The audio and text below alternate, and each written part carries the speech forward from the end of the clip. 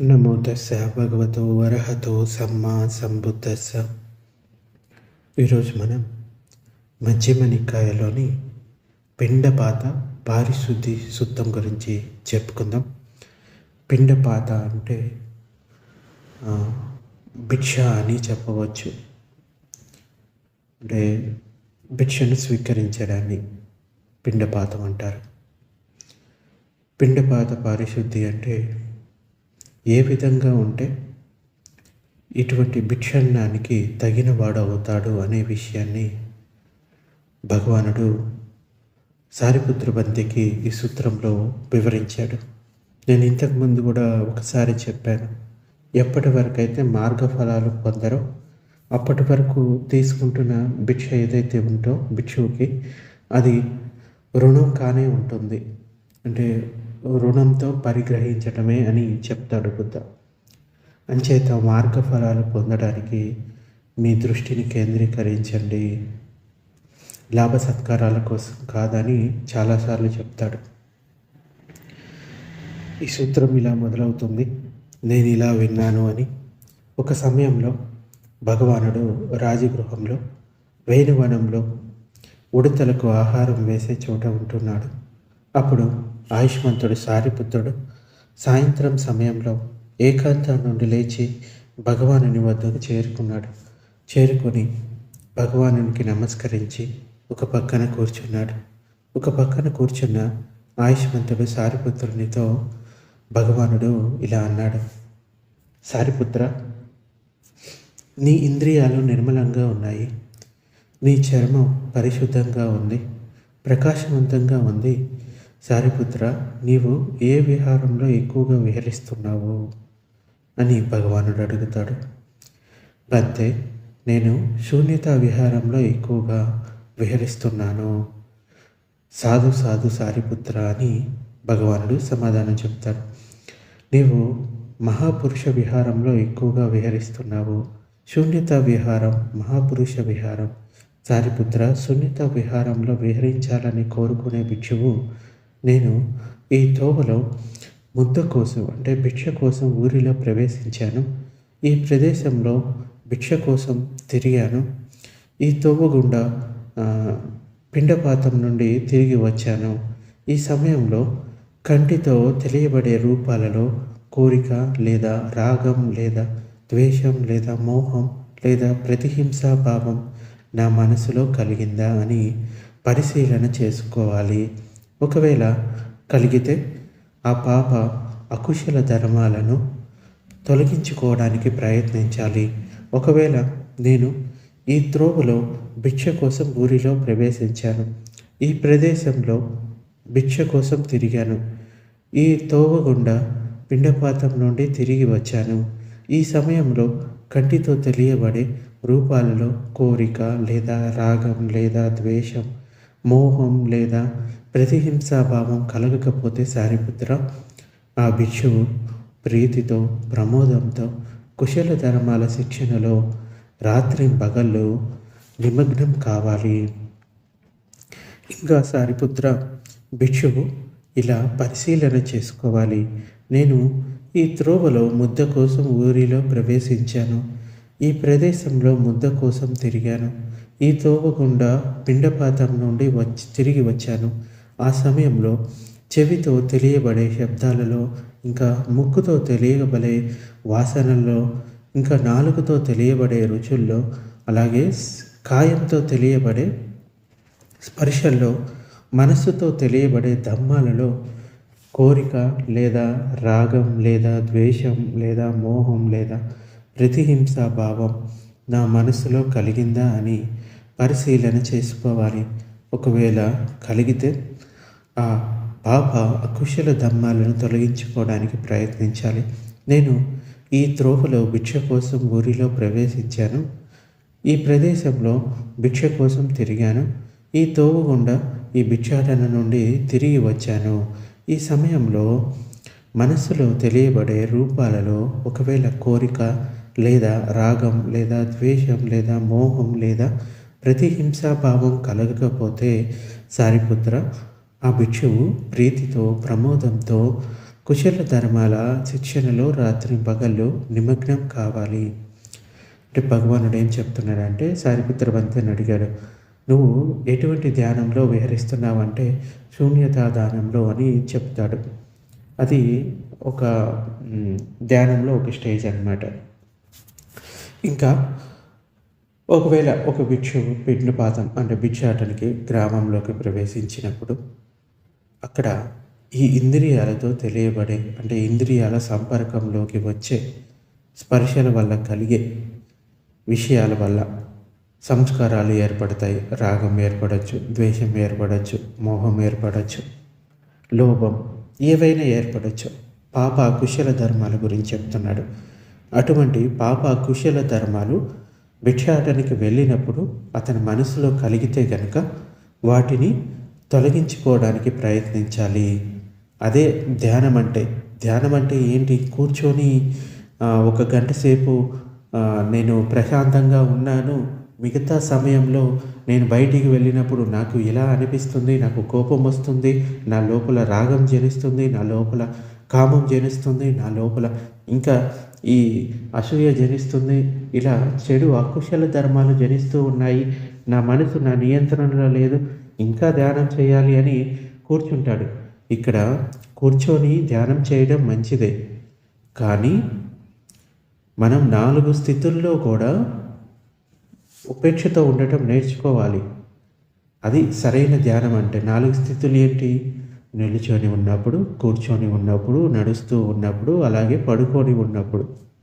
ఈ 4 స్థితుల్లో కూడా మన మనసులో ఎటువంటి వితర్కాలు జరుగుతూ ఉన్నాయి?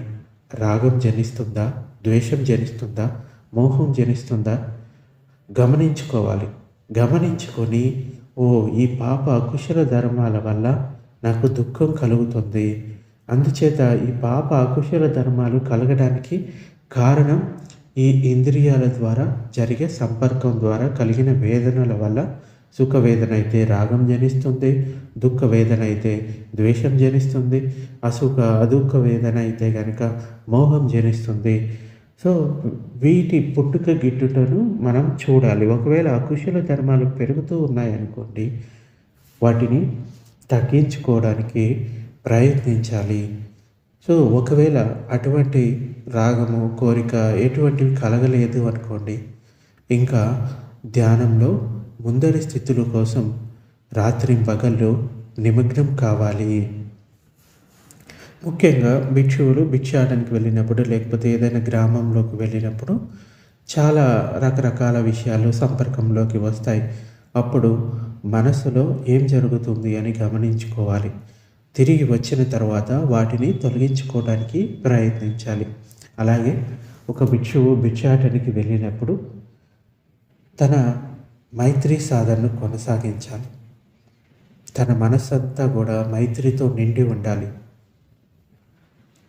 అలా వెళ్ళడం వల్ల ఎవరైతే భిక్షని ఇస్తున్నారో వాళ్ళకి అంటే ఆ భిక్షువుకి దానం ఇవ్వడం చేత ఇంకా గొప్ప ఫలితాన్ని దక్కుతుంది ఇచ్చే వాళ్ళకి.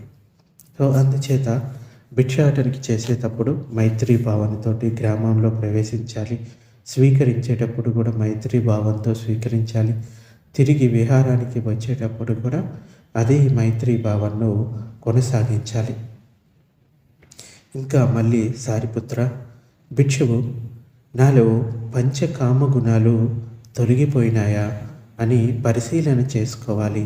ఒకవేళ అలా పరిశీలన చేసుకున్నప్పుడు నా పంచకామ గుణాలు తొలగిపోలేదు అని తెలిస్తే సారిపుత్ర, ఆ భిక్షువు పంచకామ గుణాలను తొలగించుకోవడానికి ప్రయత్నించాలి. ఒకవేళ అలా పరిశీలన చేసుకున్నప్పుడు నా పంచకామ గుణాలు తొలగిపోయాయి అని తెలిస్తే సారిపుత్ర, ఆ భిక్షువు ప్రీతితో ప్రమోదంతో కుశల ధర్మాల శిక్షణలో రాత్రింపగళ్ళు నిమగ్నం కావాలి. పంచకామ గుణాలు అంటే ఈ ఇంద్రియాల ద్వారా పొందే సుఖాలు. కంటితోటి రూపాన్ని చూస్తాడు, అంటే అది చూడడం వల్ల రాగం జనిస్తుంది, అది కావాలి అని కోరుకుంటాడు. ఇంకా చెవులతోటి శబ్దాన్ని వింటాడు, ఇంకా ముక్కుతోటి వాసన తెలుసుకుంటాడు, నాలుకతోటి రుచిని తెలుసుకుంటాడు, అలాగే శరీరంతో స్పర్శను తెలుసుకుంటాడు. సో వీటిని పంచకామ గుణాలు అంటారు. అంటే ఈ 5 ఇంద్రియాల ద్వారా ఏవైతే సుఖాలను మళ్ళీ మళ్ళీ పొందాలి అనుకుంటారో వాటిని పంచగుణాల్లో పొందాలి అనుకోవడం అని చెప్తాడు. సో భిక్షువు దీన్ని ప్రత్యవేక్షణ చేసుకోవాలి. నా లోపల ఇంకా ఈ పంచగుణాలు పొందాలి అని ఆసక్తి ఉందా? అవి తొలగిపోయాయా? ఒకవేళ తొలగకపోతే ఈ ఇంద్రియాల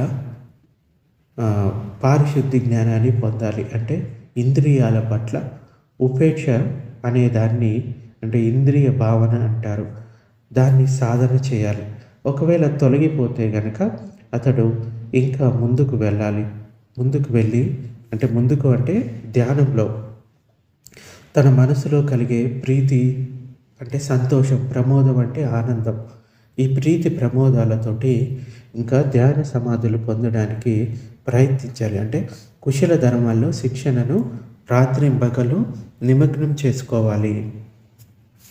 ఇంకా మళ్ళీ సారిపుత్ర, భిక్షువు నేను ఈ 5 ఉపాదాన స్కందాలను చక్కగా తెలుసుకున్నానా అని పరిశీలన చేసుకోవాలి. ఒకవేళ అలా పరిశీలన చేసుకున్నప్పుడు నేను 5 ఉపాదాన స్కందాలను చక్కగా తెలుసుకోలేదు అని తెలిస్తే సారిపుత్ర, ఆ భిక్షువు 5 ఉపాదాన స్కందాలను చక్కగా తెలుసుకోవడానికి ప్రయత్నించాలి. ఒకవేళ అలా పరిశీలన చేసుకున్నప్పుడు నేను 5 ఉపాదాన స్కందాలను చక్కగా తెలుసుకున్నాను అని తెలిస్తే సారిపుత్ర, ఆ భిక్షువు ప్రీతితో ప్రమోదంతో కుశల ధర్మాల శిక్షణలో రాత్రింబగళ్ళు నిమగ్నం కావాలి. పంచస్కందాలు చెప్పుకున్నాం కదా, రూపస్కందం, నామస్కందం. రూపస్కందం అంటే శరీరం, నామస్కందం అంటే మనసు. మనసులో ఇంకా 4 భాగాలు ఉంటాయి. వాటి గురించిన అవగాహన చక్కగా చేసుకోవాలి. ఒకవేళ అవగాహన చేసుకోకపోతే మళ్ళీ చేసుకోవడానికి ప్రయత్నించాలి. ఒకవేళ చేసుకుంటే ఇంకా ముందుకు వెళ్ళడానికి ప్రయత్నించాలి. మళ్ళీ సారిపుత్ర, భిక్షువు నేను 4 సతిపఠనాలను చక్కగా పెంపొందించుకున్నానా అని పరిశీలన చేసుకోవాలి. ఒకవేళ అలా పరిశీలన చేసుకున్నప్పుడు నేను 4 సతిపఠనాలను చక్కగా పెంపొందించుకోలేదు అని తెలిస్తే సారిపుత్ర, ఆ భిక్షువు 4 సతిపఠనాలను చక్కగా పెంపొందించుకోవడానికి ప్రయత్నించాలి. ఒకవేళ అలా పరిశీలన చేసుకున్నప్పుడు నేను 4 సతిపఠనాలను చక్కగా పెంపొందించుకున్నాను అని తెలిస్తే సారిపుత్ర, ఆ భిక్షువు ప్రీతితో ప్రమోదంతో కుశల ధర్మాల శిక్షణలో రాత్రింబగళ్ళు నిమగ్నం కావాలి. అంటే 4 సతిపట్టణాలు ఏంటి? కాయానుపశ్యన, వేదనానుపశ్యన, చిత్తానుపశ్యన, ఇంకా ధర్మానుపశ్యన. వీటిని కూడా సాధన చేయాలి. ఇంకా ఒకవేళ సాధనలో ముందుకు వెళ్ళినట్టయితే ఇంకా కుశల ధర్మాలు పెంపొందించుకోవడానికి ప్రయత్నించాలి. మళ్ళీ సారిపుత్ర, భిక్షువు నేను 4 సమ్యక్ ప్రధానాలను చక్కగా పెంపొందించుకున్నానా అని పరిశీలన చేసుకోవాలి. ఒకవేళ అలా పరిశీలన చేసుకున్నప్పుడు నేను 4 సమ్యక్ ప్రధానాలను చక్కగా పెంపొందించుకోలేదు అని తెలిస్తే సారిపుత్ర, ఆ భిక్షువు 4 సమ్యక్ ప్రధానాలను చక్కగా పెంపొందించుకోవడానికి ప్రయత్నించాలి. ఒకవేళ అలా పరిశీలన చేసుకున్నప్పుడు నేను 4 సమ్యక్ ప్రధానాలను చక్కగా పెంపొందించుకున్నాను అని తెలిస్తే సారిపుత్ర, ప్రీతితో ప్రమోదంతో కుశల ధర్మాల శిక్షణలో రాత్రింబగళ్ళు నిమగ్నం కావాలి. ఇవి మొత్తం బోధిపక్ష్య ధర్మాలు అంటారు. 37 బోధిపక్ష్య ధర్మాలు అంటారు. బోధిని పెంపొందించుకోవడానికి ఉపయోగపడే ధర్మాలు. వాటిల్లో ఈ 4 సమ్యక్ ప్రధానాలు ఇంకా సతిపఠనాలు కూడా వస్తాయి. వీటి గురించి కూడా మనం ఇంతకుముందు ఒక వీడియో చేసాము. కావాలంటే నేను చూసి డిస్క్రిప్షన్లో ఇస్తాను. వాటి గురించి ఇంకా వివరంగా వినాలి అనుకుంటే ఆ డిస్క్రిప్షన్లో ఉన్న లింకుని చూసి వినొచ్చు. ఈ సమ్యక్ ప్రధానాలు అంటే ఏంటి, ఇంకా ముందు వస్తాయి ఇతిపాదాలు, ఇంకా 5 ఇంద్రియాలు, 5 బలాలు, వీటి గురించి అన్నిటి గురించి మనం 37 బోధిపక్షీయ ధర్మాలు అని చెప్పుకున్నాము. కావాలంటే మీరు ప్లేలిస్ట్లోకి వెళ్తే మీకు అక్కడ 37 అంటే బోధిపక్కీయ ధర్మ అని కనపడవచ్చు. అట్లా కూడా చూసుకోవచ్చు. మళ్ళీ సారిపుత్ర భిక్షువు, నేను 4 ఇద్దిపాదాలను చక్కగా పెంపొందించుకున్నానా అని పరిశీలన చేసుకోవాలి. ఒకవేళ అలా పరిశీలన చేసుకున్నప్పుడు నేను 4 ఇద్దిపాదాలను చక్కగా పెంపొందించుకోలేదు అని తెలిస్తే సారిపుత్ర, ఆ భిక్షువు 4 ఇద్దిపాదాలను చక్కగా పెంపొందించుకోవాలి, ప్రయత్నించాలి. అంటే పెంపొందించుకోవడానికి ఒకవేళ అలా పరిశీలన చేసుకున్నప్పుడు నేను 4 ఇతిపాదాలను చక్కగా పెంపొందించుకున్నాను అని తెలిస్తే సారిపుత్ర, ఆ భిక్షువు ప్రీతితో ప్రమోదంతో కుశల ధర్మాల శిక్షణలో రాత్రి పగలు నిమగ్నం కావాలి. ఇంకా మళ్ళీ సారిపుత్ర భిక్షువు, నేను 5 ఇంద్రియాలను చక్కగా పెంపొందించుకున్నానా అని పరిశీలన చేసుకోవాలి. ఒకవేళ అలా పరిశీలన చేసుకున్నప్పుడు నేను 5 ఇంద్రియాలను చక్కగా పరిశీలన చేసుకోలేదు, అంటే పెంపొందించుకోలేదు అని తెలిస్తే సారిపుత్ర, ఆ భిక్షువు 5 ఇంద్రియాలను చక్కగా పెంపొందించుకోవడానికి ప్రయత్నించాలి. ఒకవేళ అలా పరిశీలన చేసుకున్నప్పుడు నేను 5 ఇంద్రియాలను చక్కగా పెంపొందించుకున్నాను అని తెలిస్తే సారిపుత్ర, ఆ భిక్షువు ప్రీతితో ప్రమోదంతో కుశల ధర్మాల శిక్షణలో రాత్రి పగలు నిమగ్నం కావాలి. 5 ఇంద్రియాలంటే ఇందాక చెప్పుకున్న ఇంద్రియాలు వేరు, ఇక్కడ వచ్చే ఇంద్రియాలు వేరు. ఇక్కడ 5 ఇంద్రియాలు ఏంటంటే శ్రద్ధ, సతి, వీర్య, ఇంకా సమాధి, ప్రజ్ఞ. వీటిని కూడా ఇంద్రియాలు అని చెప్తాడు. వీటిని బలాలు అని కూడా భగవానుడు చెప్తాడు. మళ్ళీ సారిపుత్ర భిక్షువు, నేను 5 బలాలను చక్కగా పెంపొందించుకున్నానా అని పరిశీలన చేసుకోవాలి. ఒకవేళ అలా పరిశీలన చేసుకున్నప్పుడు నేను 5 బలాలను చక్కగా పెంపొందించుకోలేదు అని తెలిస్తే సారిపుత్ర, నేను అంటే ఆ భిక్షువు 5 బలాలను చక్కగా పెంపొందించుకోవడానికి ప్రయత్నించాలి.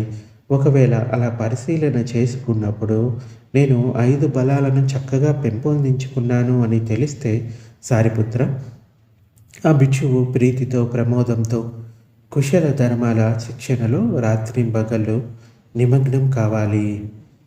మళ్ళీ సారిపుత్ర భిక్షువు, నేను 7 సంభోజంగాలను చక్కగా పెంపొందించుకున్నానా అని పరిశీలన చేసుకోవాలి. ఒకవేళ అలా పరిశీలన చేసుకున్నప్పుడు నేను 7 సంభోజంగాలను చక్కగా పెంపొందించుకోలేదు అని తెలిస్తే సారిపుత్ర, ఆ భిక్షువు 7 సంభోజంగాలను చక్కగా పెంపొందించుకోవడానికి ప్రయత్నించాలి. ఒకవేళ అలా పరిశీలన చేసుకున్నప్పుడు నేను 7 సంభోజంగాలను చక్కగా పెంపొందించుకున్నాను అని తెలిస్తే సారిపుత్ర, ఆ భిక్షువు ప్రీతితో ప్రమోదంతో కుశల ధర్మాల శిక్షణలో రాత్రింబగళ్ళు నిమగ్నం కావాలి. మళ్ళీ సారిపుత్ర భిక్షువు, నేను అరియ అష్టాంగ మార్గాన్ని చక్కగా పెంపొందించుకున్నానా అని పరిశీలన చేసుకోవాలి. ఒకవేళ అలా పరిశీలన చేసుకున్నప్పుడు నేను అరియ అష్టాంగ మార్గాన్ని చక్కగా పెంపొందించుకోలేదు అని తెలిస్తే సారిపుత్ర, ఆ భిక్షువు అరియ అష్టాంగ మార్గాన్ని చక్కగా పెంపొందించుకోవడానికి ప్రయత్నించాలి. ఒకవేళ అలా పరిశీలన చేసుకున్నప్పుడు నేను వాటిని పెంపొందించుకున్నాను అని తెలిస్తే సారిపుత్ర, భిక్షువు ప్రీతితో ప్రమోదంతో కుశల ధర్మాల శిక్షణలో రాత్రి పగల్లో నిమగ్నం కావాలి. మళ్ళీ సారిపుత్ర భిక్షువు, నేను సమతను విపశ్యను, సమత అంటే సమాధిని అభ్యాసం చేయడం, ఇంకా విపశ్యన అంటే అంతర్ముఖ జ్ఞానం, ఈ రెండింటిని చక్కగా పెంపొందించుకున్నానా అని పరిశీలన చేసుకోవాలి. ఒకవేళ అలా పరిశీలన చేసుకున్నప్పుడు నేను సమతను ఇంకా విపశ్యనను చక్కగా పెంపొందించుకోలేదు అని తెలిస్తే సారిపుత్ర, ఆ భిక్షువు సమతను ఇంకా విపశ్యనను చక్కగా పెంపొందించుకోవడానికి ప్రయత్నించాలి. ఒకవేళ అలా పరిశీలన చేసుకున్నప్పుడు నేను సమతను ఇంకా విపశ్యనను చక్కగా పెంపొందించుకున్నాను అని తెలిస్తే సారిపుత్ర, ఆ భిక్షువు ప్రీతితో ప్రమోదంతో కుశల ధర్మాల శిక్షణలో రాత్రి పగళ్ళు నిమగ్నం కావాలి. మళ్ళీ సారిపుత్ర భిక్షువు, నేను విద్యను అంటే జ్ఞానాన్ని, విముక్తిని సాక్షాత్కరించుకున్నానా అని పరిశీలన చేసుకోవాలి. ఒకవేళ అలా పరిశీలన చేసుకున్నప్పుడు నేను ఆ విద్యను ఆ జ్ఞానాన్ని, విముక్తిని సాక్షాత్కరించుకోలేదు అని తెలిస్తే సారిపుత్ర, ఆ భిక్షువు విద్యను ఇంకా ఆ విముక్తిని సాక్షాత్కరించుకోవడానికి ప్రయత్నించాలి. ఒకవేళ అలా పరిశీలన చేసుకున్నప్పుడు నేను విద్యను, విముక్తిని సాక్షాత్కరించుకున్నాను అని తెలిస్తే సారిపుత్ర, ఆ భిక్షువు ప్రమోదంతో కుశల ధర్మాల శిక్షణలో రాత్రింపగళ్ళు నిమగ్నం కావాలి. సారిపుత్ర, గతంలో పిండపాతాన్ని పరిశుద్ధం చేసుకున్న శ్రమణులు, బ్రాహ్మణులందరూ, బ్రాహ్మణ అంటే ఇక్కడ అర్హంతులకి చెప్పే పదం, బ్రాహ్మణులందరూ పరిశీలించి పిండపాతాన్ని పరిశోధించుకున్నారు. సారిపుత్ర, భవిష్యత్తులో పిండపాతాన్ని పరిశుద్ధం చేసుకునే బ్రాహ్మణులందరూ పరిశీలించి పిండపాతాన్ని పరిశుద్ధం చేసుకుంటారు. సారిపుత్ర, వర్తమానంలో పిండపాతాన్ని పరిశుద్ధం చేసుకుంటున్న బ్రాహ్మణులందరూ పరిశీలించి పిండపాతాన్ని పరిశుద్ధం చేసుకుంటూ ఉన్నారు. అందుకని సారిపుత్ర, పరిశీలించి పిండపాతాన్ని పరిశుద్ధం చేసుకుంటాను అని నేర్చుకోవాలి. అంటే ఇవన్నీ క్వాలిటీసు నా లోపల ఉన్నాయా? నేను భిక్షను తీసుకోవడానికి తగిన వాడినేనా? అంటే ఇంకా రుణగ్రస్తుడుగానే ఉన్నానా అని పరిశీలించి తన లోపల లేని మంచి గుణాలను పెంపొందించుకోవాలి. ఇంకా తన లోపల ఉన్న అకుశల ధర్మాలను పోగొట్టుకోవాలి. సో ఇది సారిపుత్ర వంతేకి ఈ పిండపాత పారిశుద్ధం ఎలా అవుతుందో భగవానుడు చెప్తారు. దీంట్లో ఒక భిక్షువు స్టెప్ బై స్టెప్ ఎలా చేసుకోవాలో కూడా చెప్పడం జరిగింది. ఏమేమి పెంపొందించుకోవాలి అని. భిక్షువు అనే కాదు, గృహస్థులు కూడా వీటిని పెంపొందించుకోవాల్సిందే. ఇక్కడ షార్ట్కట్ లాంటిది ఏమీ లేదు. ఎవరైనా చేయవలసిన సాధన ఒక్కటే. ఇలా చెప్పిన తర్వాత ఆయుష్మంతుడు సారిపుత్రుడు భగవానుని మాటలను అభినందించాడు. సో ఇది ఈరోజు ప్రవచనం. ఇంకా ఎవరైనా గృహస్థులు భిక్షువులకి ఎప్పుడైనా దానం ఇస్తూ ఉన్నప్పుడు మనసులో మైత్రితో కూడిన భావనతోటి, సంతోషంతో ఇవ్వాలి. అంటే ఒకరు దానం ఇవ్వాలనుకున్నప్పుడు వారి మనసులో సంతోషం ఉండాలి. దానం ఇచ్చేటప్పుడు వారి మనసులో సంతోషం ఉండాలి. దానం ఇచ్చిన తర్వాత కూడా వారి మనసులో అదే సంతోషం ఉండాలి. దానం ఇవ్వాలనుకున్నప్పుడు అతని మనసులో సంతోషం ఉంటుంది, ఇచ్చేటప్పుడు సంతోషం ఉంటుంది. కానీ ఇచ్చిన తర్వాత కొంతమంది అసంతృప్తి చెందుతారు. అందువల్ల పూర్తి ఫలితాలను వాళ్ళు ఆ దానం ద్వారా పొందలేకపోతారు. అందుకని దానం ఇచ్చేటప్పుడు, ఇచ్చిన తర్వాత, ఇవ్వాలనుకుంటున్నప్పుడు 3 స్థితుల్లో కూడా సంతోషంగానే ఉండాలి. సో ఇది ఈరోజు ప్రవచనం.